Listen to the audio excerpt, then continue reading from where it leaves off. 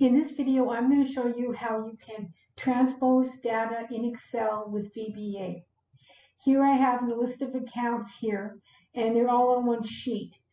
Ideally, I would like to have them each individual sheets, and I would like the data to be displayed vertically as opposed to horizontally.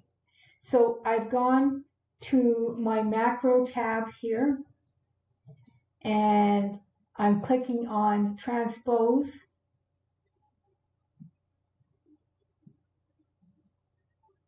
And there you have all of my rows now have a sheet each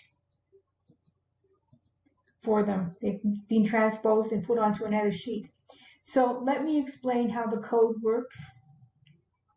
So I call it transpose. What I've done here is I've declared last column, end row as long, R as long, name is a string, and that's a name. That's the account number.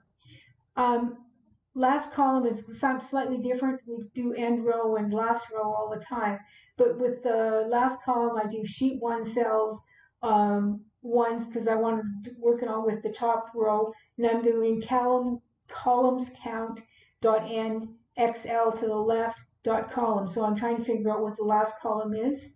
And then the end row is, we've done this many times, you go to the bottom and then count up to the first one that has data in it. Now, so for rows 2, so from the second down, we're going to go until we run out of data. So rows 2 to end row, and it's called headings.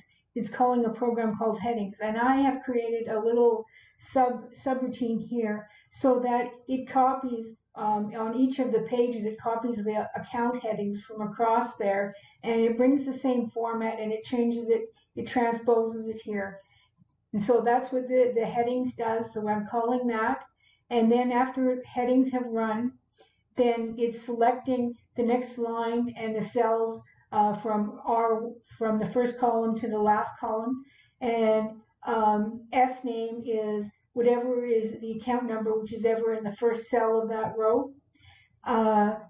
So application copy mode equals false, selection copy, and now the headings thing has created a new sheet and is called temp, and so now in this one we're selecting the temp, the sheet name temp.